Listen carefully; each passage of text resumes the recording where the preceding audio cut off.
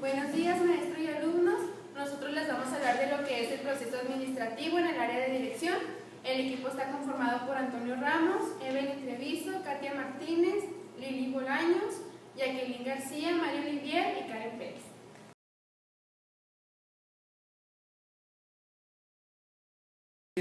La dirección es la tercera ficha de este rompecabezas que es el proceso administrativo.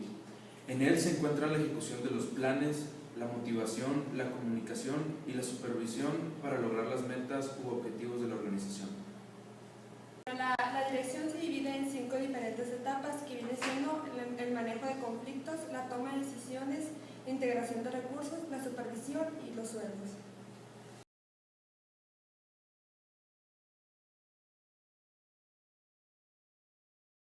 Voy a hablar de los tipos de conflictos que se dividen en 4: intrapersonal, interpersonales, intragrupal e intergrupal. El intrapersonal, como lo dice, es de la persona, es un conflicto hacia solamente tuyo. El conflicto podría ser en una empresa, por ejemplo. Cuando tú estás trabajando y el sueldo ya no te parece, ahí ya sería un conflicto solamente tuyo. El interpersonal es un conflicto entre tú y otra persona. Podría ser que te pongan a trabajar con alguien en el salón, por ejemplo, y tu vina no hace algún trabajo, ahí ya te está afectando a ti y a la otra persona. El intergrupal, ya podemos poner el ejemplo de todo el grupo, como por ejemplo el Jeopardy que tenemos que hacer para morfología, que todos tenemos que estudiar. Si uno no estudia, el problema sería que todos tenemos el riesgo de reprobar. Y el intergrupal sería ya los problemas en distintos grupos, o por ejemplo en una empresa con distintas secciones o departamentos. Ok, ahora vamos a hablar sobre las causas de los manejos de conflictos, que son 5, que a continuación se los vamos a explicar. Una de las causas son los conflictos basados en intereses, que puede ser sobre la competencia actual o percibida por diferentes personas. La otra es los conflictos de intereses, que son la percepción de autoridad y de poder. Los de valores son por diferentes criterios a valorar ideas y decisiones. Las de relaciones son por comunicaciones pobres y las de información es por falta de información.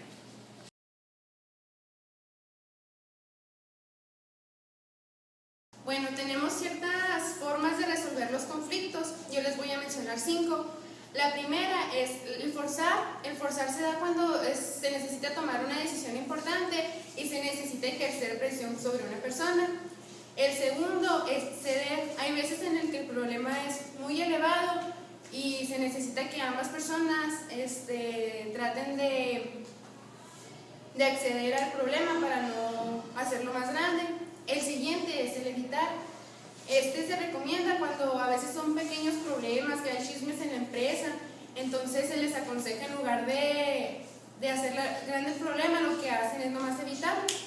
El siguiente es colaborar. Se les pide a ambas personas que traten de entender el puesto del otro y que colaboren para resolver el problema.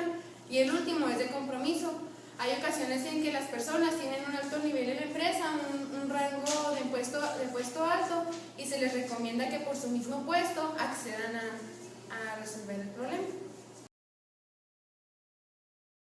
Luego tenemos el desarrollo de conflictos. En tenemos 4 fases. La primera es la fase latente. En esta es cuando las personas no están enteradas de que la otra persona tiene un conflicto con ellas mismas.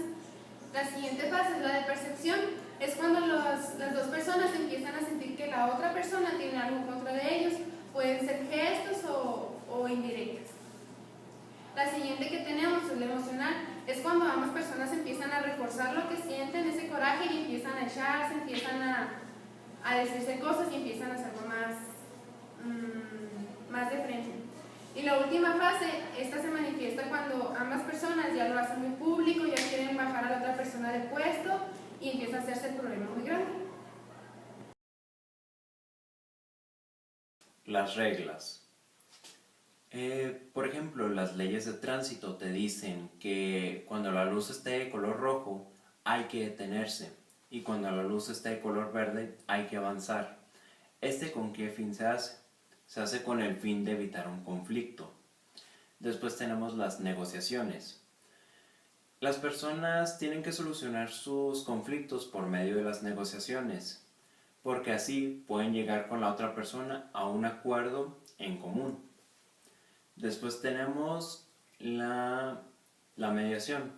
Aquí una persona se involucra en la discusión, pero no puede dar su opinión y tampoco puede ponerse en el bando de alguien. Después tenemos la conciliación.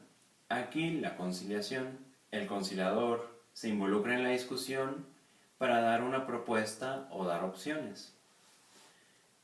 Y tenemos el árbitro.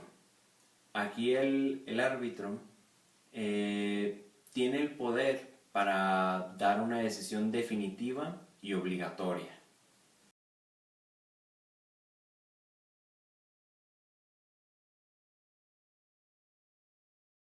¿Qué es la toma de decisiones? La toma de decisiones es cuando se selecciona una alternativa o una opción entre varias y poder seleccionar la que sea más optimizadora.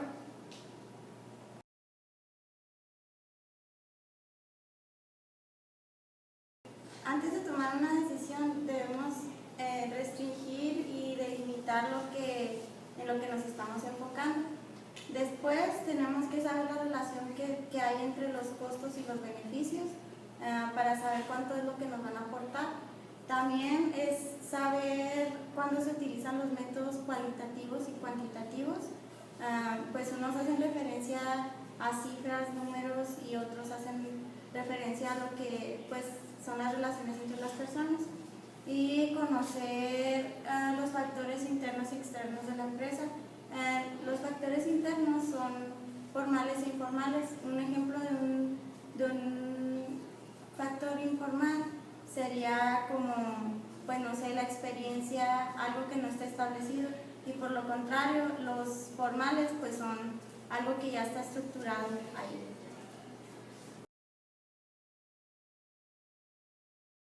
Para la selección de una mejor decisión se dividen en dos, en las técnicas cualitativas y en las técnicas cuantitativas. Las cualitativas se basan en seleccionar por medio de experiencias o habilidades que tiene el individuo o el grupo, y las cuantitativas se basan en algo un poco más exacto como estadísticas, números o métodos matemáticos, etc.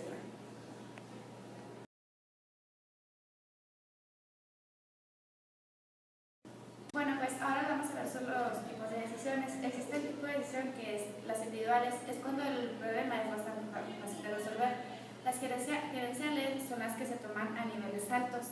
Las programables son las que están tomadas de acuerdo a algún hábito o regla.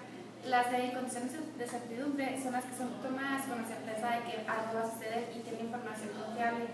Las que son de incertidumbre son las que no son tomadas con certeza y no tienen ninguna información confiable.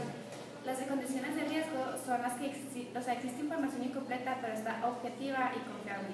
Las rutinarias son las que se toman a diario, así como lo dice su nombre. Las de emergencia son las decisiones que se toman en el momento, y las operativas son las que se encuentran establecidas en políticas.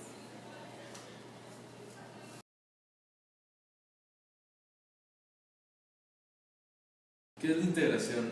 Es la obtención y la agrupación de los elementos materiales y humanos que la organización y la planeación nos plantean como necesarios para el adecuado funcionamiento de nuestra organización. Puede ser, un ejemplo puede ser un contador para que administre las finanzas de una empresa, o una persona de recursos humanos que son necesarios para el adecuado funcionamiento de la empresa o de la organización. Entre los principios de la integración tenemos que son aquellos que básicamente hacen funcionar una empresa. Puede ser el principio de integración de personas y de recursos materiales. Estos pues trabajan en conjunto. Es como, por ejemplo, en una sala de cómputo se necesita pues un buen equipo, así como también un buen personal que sepa manejar. Adecuación de personas y funciones. Se refiere a que el personal adecuado en el puesto adecuado. Provisión de elementos administrativos. Se refiere a que cada miembro se le tiene que proporcionar los elementos necesarios para poder hacer frente a las necesidades de su puesto. Importancia de introducción adecuada. Cuando un miembro ingresa, ya es responsabilidad de él adaptarse al ambiente de la empresa. Las técnicas de integración se dividen en 5: reclutamiento, selección, introducción, entrenamiento y desarrollo. En el reclutamiento, como la palabra lo dice, van reclutando las empresas a gente que creen que está capacitada. En la selección ya van seleccionando por grupos o por, pues sí, por personas, qué personas cumplen con esos requerimientos. Después se les introduce a la empresa, al tema o al manejo que utiliza la empresa. Después el entrenamiento para capacitarlos y el desarrollo, que ya sería estar trabajando de fijo.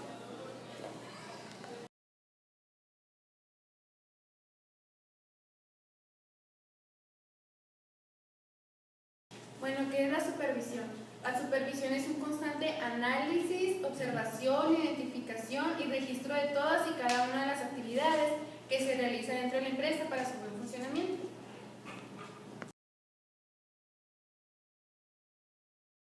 Los objetivos de la supervisión. El primer objetivo es mejorar la productividad de los empleados. Esto es pues, hacer que mejore su trabajo. Desarrollar un uso óptimo de los recursos. Hacer que cada recurso se use adecuadamente. A esto se refiere este punto. El tercer punto sería obtener una adecuada rentabilidad en cada actividad realizada, que todo se haga con un objetivo exacto y que sea realizado correctamente. Desarrollar constantemente a los empleados de manera integral. Esto es que preparar a los empleados que siempre estén capacitados para el área de su trabajo. Monitorear las actitudes de los subordinados sería el otro punto. Esto es ver que los empleados de la empresa estén haciendo bien su trabajo con un buen funcionamiento. Y el último punto sería contribuir a las mejoras de las condiciones laborales, que es tú también aportar y que tus empleados aporten a que el trabajo se haga con buena calidad. Bueno, aquí no hay labor más importante, difícil, exigente que el supervisar un trabajo ajeno. Una buena supervisión reclama buenos conocimientos, habilidad, sentido común y te previene de muchos problemas que se puedan causar.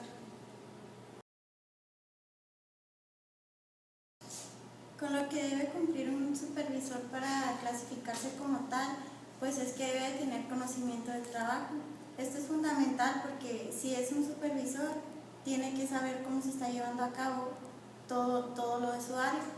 Y el conocimiento de responsabilidades, pues, debe saber las políticas de la empresa, por decirlo así, el reglamento y todas esas cosas que implican, pues, responsabilidades para él.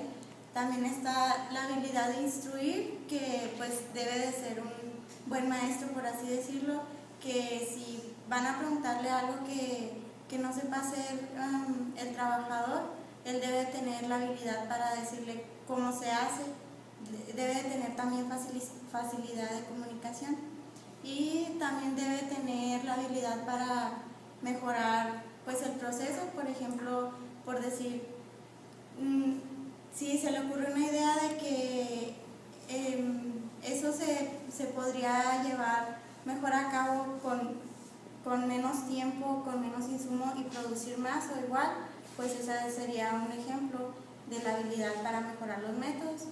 Y la habilidad de dirigir pues hace referencia a que debe tener liderazgo. Estilos de supervisión.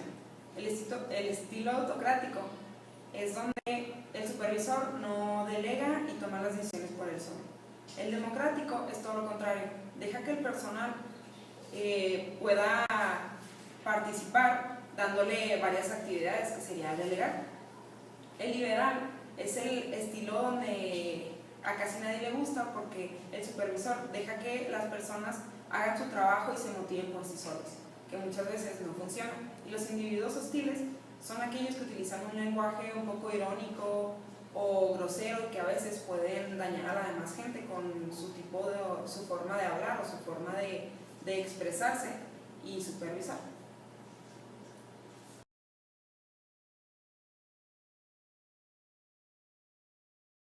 Bueno, el siguiente tema son los salarios.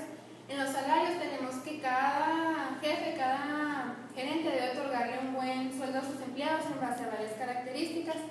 En la primera nos dice que se basa en el equilibrio interno de la empresa. Esto quiere decir que la empresa pues tiene que buscar un equilibrio en su economía para poder otorgar un sueldo justo a su empleado.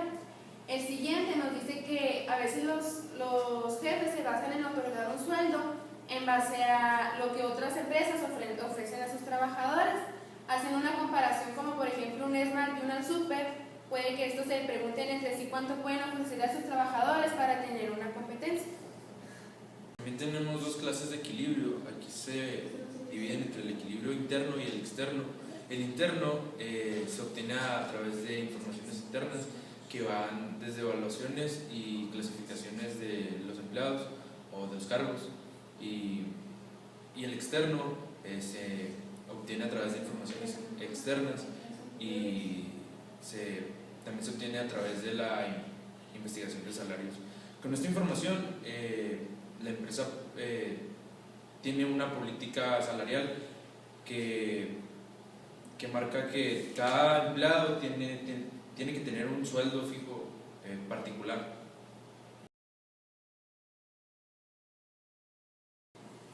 También se logra ampliar lo que es la flexibilidad de la empresa y esto pues va a repercutir mucho en la organización, ya que pues le va a dar sustento para el desarrollo. También tenemos que pues vamos a obtener lo que es la aceptación de la remuneración que se le dan a los empleados y el equilibrio que hay entre las finanzas y las relaciones con los mismos. También nos va a facilitar mucho la forma de pago que vienen siendo las normas. La competitividad externa es cuando las empresas compiten entre sí para atraer a empleados mejor capacitados. Esto pasa cuando, por ejemplo, una empresa le ofrece a algún individuo algún trabajo y este individuo a lo mejor tiene otra solicitud de otra empresa y hay veces que para poder atraer a ese empleado la empresa puede subir el sueldo o las prestaciones o la comodidad del trabajo. Ok, ahora vamos con el siguiente paso, que es estimular niveles superiores de desempeño personal. Aquí es cuando se crea un clima donde se pueda, una organización que esté competitiva en el mercado laboral. Cuando es eso, tenemos que administrar eficazmente el único recurso inteligente que tenemos, que son las personas. Bueno, luego tenemos una serie de bases y pasos para el proceso eficaz de la administración. En este se requiere que las personas o los encargados sean creativos, que tengan que adquieran una competencia con otras empresas, aún dentro de los mismos empleados, que estos puedan aprender a mejorar, a adquirir nuevos conocimientos para el crecimiento de la empresa. Y ya por último tenemos las prestaciones, que se le ofrece al trabajador una ayuda económica en adición a su salario. Y bueno, por nuestra parte es todo. Gracias por su atención.